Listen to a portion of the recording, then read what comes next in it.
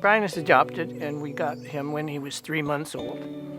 Very smiley, happy baby, and that seemed like a great thing to have.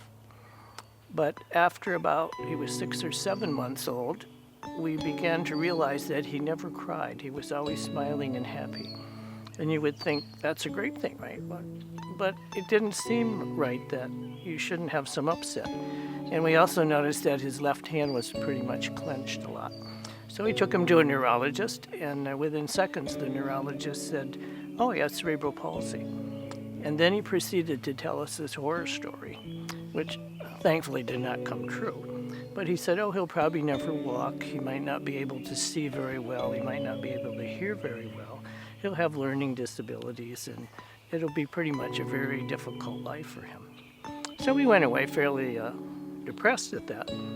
But generally, we started to kind of take on Brian's attitude, which is be happy and deal with things. And we started looking for doctors, and his mother found a very good doctor who actually was a doctor who was doing the orthopedic work for the Lions.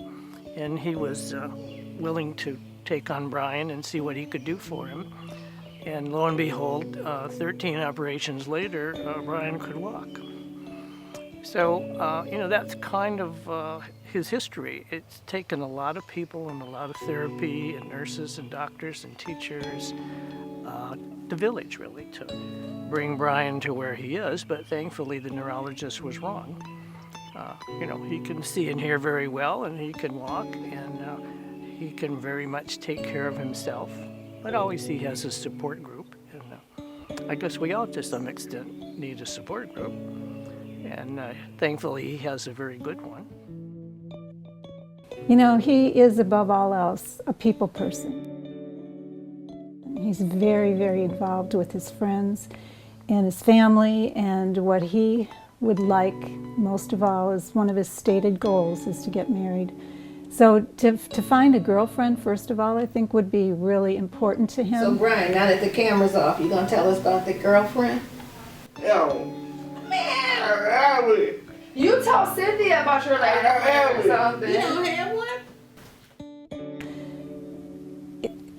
What disabled people need is their own space, a safe, secure place that they could go and find somebody, get matched up with somebody who would have the same interests as them, who perhaps live in the same geographic area, which would make it a lot easier.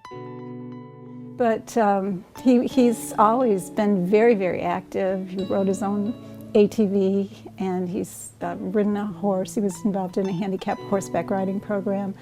And they come and pick him up and take him places. He's been on bowling leagues, he's been on baseball leagues, and I think that his friends have really made a huge impact in his life. And I think he realizes that. He recognizes the importance of those friendships, and he's a good friend back to them. Brian was probably 13 or 14. So I've known Brian certainly more than half his life and almost half of my life. But when I first met Brian, it was when Jim and I were dating. And it was very important to Jim that I meet his family, and Brian in particular. And so we went to dinner out in 12 Oaks Shopping Mall, and we just had dinner. And then from that day on, Brian just referred to me as my dad's friend. So that's what I remember. I don't think he sees himself as disabled at all. Maybe held back, but I wouldn't even say held back. And it's hard for me because sometimes I don't even see him as disabled because he's just my brother,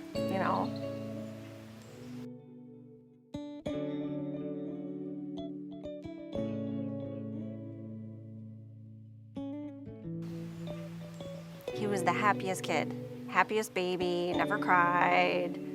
Everybody doted on him. He was cute, his big blue eyes and his big smile. But he was always active. We were always doing stuff. He always wanted to try something new, or swim, or horseback ride, we always had a normal relationship. Or we had a brother-sister relationship. But he's funny. Sometimes he's funny and he doesn't mean to be funny. Like, we find it humorous. Like, oh, Brian did this. I'm like, oh, God. My name's Tony Gorkowitz, and I am a friend of Brian. You spend a weekend with him, just like any other guys would do. You start to bond, and you start to realize, like, wow, there's nothing this guy can't do. I mean, or at least if there is, he won't admit it. And you learn what his limitations are. But so far, I haven't really seen any. He's amazing. I met Brian probably 18 to 20 years ago. I wasn't sure he was able to ride a jet ski until I went to his dad's house on the lake. And I had my daughter with me, and we had the 2 jet skis. And so I made Brian go in a small concentric circle around me, and he felt comfortable. And then he'd go a little bit bigger, and I was standing on a sandbar in the middle of the lake. Third time around, he'd go around. I go, how do you feel? And of course, Brian's going to go, yeah, he's ready. All of a sudden, he was gone. I look on shore, his dad's running in his house, getting the keys to his boat, and I'm freaking out, going, well, he's going to kill me. And Brian's on a jet ski somewhere down the lake, and his dad comes out, and I'm ready to get bitched out at, which I probably deserved. And I go, Jim, I'm sorry. I didn't know he was going to do that. He goes, get in the boat. I got the camera. Let's go take pictures of him in the lake. And the attitude his father had is, it's better than sitting around. He really enjoys being around, and he wants to be treated like the average individual. That's it.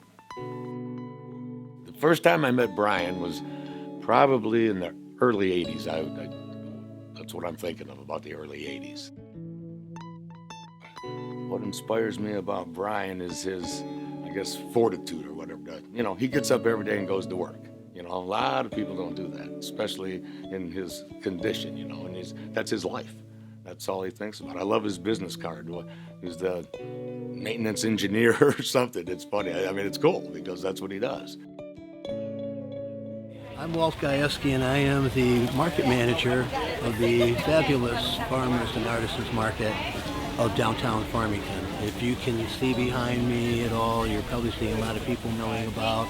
That's because it's a beautiful sunny Saturday here, and we are one of the busiest markets in Southeast Michigan. And that's where Brian comes in, because he shows up like clockwork. He helps set up cables, he helps set up signage, he does repair work, he unloads trucks, he does maintenance work. He walks around with me when I greet all of the vendors in the morning and help assign their spots for the day. He helps me collect the vendor cash at the end of the day and check the vendors out. I do a million things, and I couldn't do them well if it wasn't for Brian Kaffmeyer.